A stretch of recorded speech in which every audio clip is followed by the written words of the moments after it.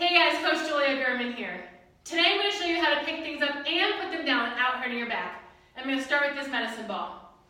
So first things first, when you're going to lift something, you want to get close to the object.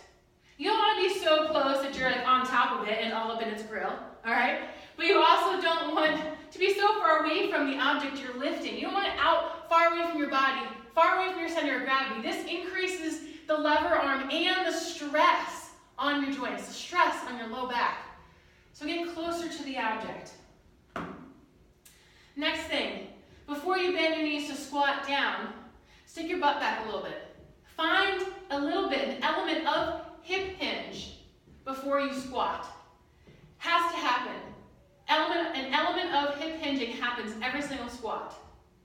So stick your butt back a little bit. Gives you access to your glutes and your hamstrings. These guys are your powerhouse right here. You want them working for you. Notice what else happens.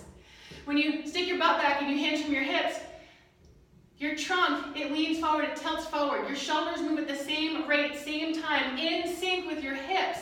Spine is still long. This has to happen. This is normal and natural. It gives you proper loading of and access to your glutes and your hamstrings.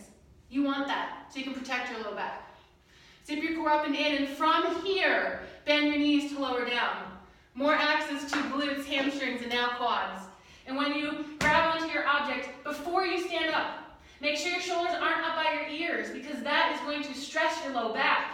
It rounds your upper spine. It stretches out your muscles. Okay, notice what it's doing. It's rounding me. Okay? It's putting stress on my back just by being in that position. So pinch your shoulder blades down your back.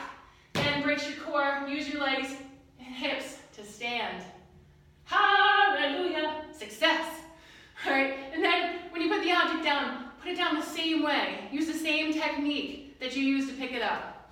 So stick your butt back. Bend your knees. Trunk lowers. Shoulders lower at the same rate in sync with your hips. Release it and come back up. Just one more quick example. With the weight being on either side of you.